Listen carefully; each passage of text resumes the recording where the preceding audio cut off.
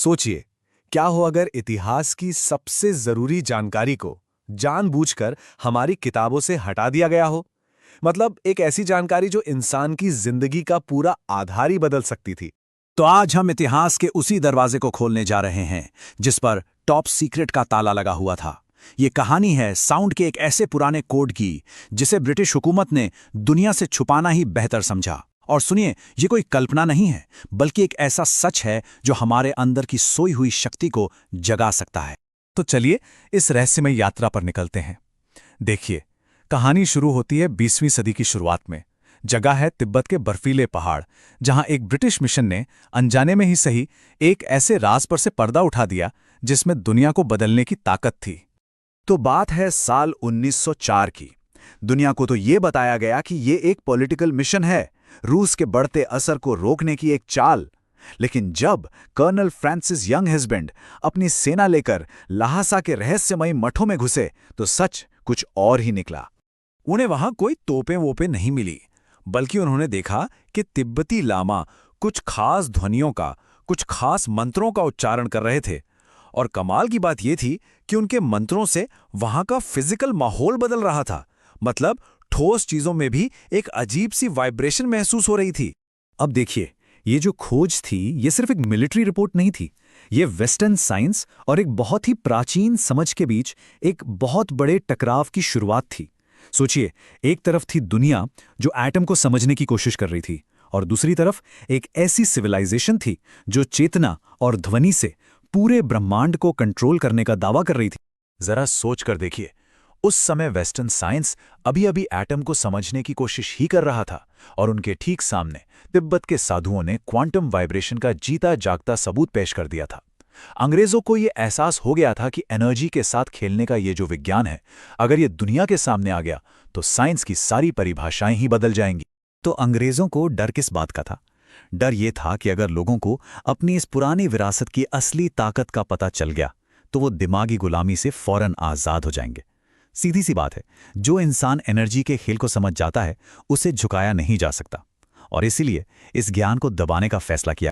लेकिन सच को हमेशा के लिए दबाया नहीं जा सकता। तो अब हम उस असली रहस्य को समझेंगे जो उन मंत्रों के पीछे छिपा था।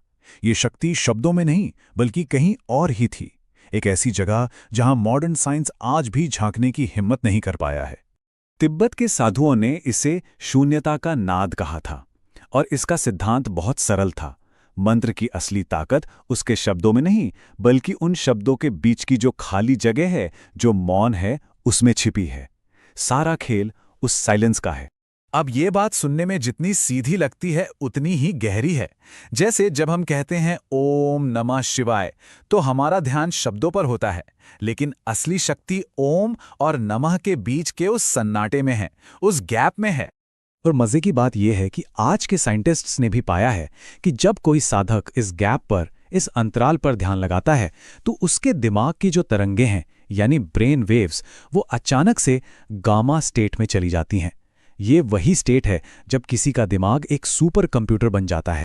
तो अब एक सवाल मन में आता है कि भाई, अगर शक्ति साइलेंस में है तो फिर ये 99 मंत्रों का कोड क्या है? हम तो माला में 108 दाने जपते हैं, तो ये 99 का क्या चक्कर है? और यहीं पर इस ज्ञान का सबसे गहरा राज छिपा है।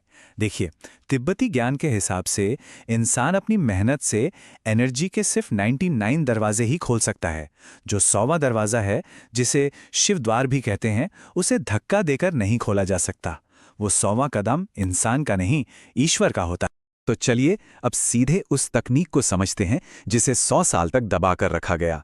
ये सिर्फ कोई थ्योरी नहीं है, ये एक प्रैक्टिकल तरीका है जिससे इस पुराने कोड को क्रैक किया जा सकता है। और इसके लिए किसी खास तैयारी की नहीं, बल्कि सही समझ की जरूरत है। तिब्बती साधुओं ने बताया कि मंत्र का उच्चारण सांस छोड़ते हुए नहीं करना है, बल्कि सांस को अंदर रोककर, जिसे कुंभक कहते हैं, उस रुकी हुई सांस में मन ही मन करना है। असल रहस्य यही है।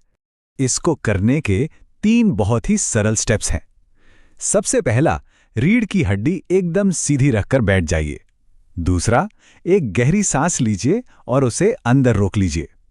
और तीसरा, अब उस रुकी हुई सांस में बिना होंठ हिलाए मन के अंदर से मंत्र का जाप करिए। अब ये सबसे जरूरी बात है, इसे ध्यान से समझिए।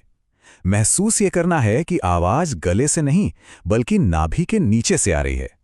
योग विज्ञान में इसे पश्चंती वाणी कहा जाता है और ये ध्वनि सीधे मूलाधार चक्र पर असर करती है। लेकिन हाँ, एक बात का ध्यान रखना बहुत जरूरी है, ये कोई खेल नहीं है।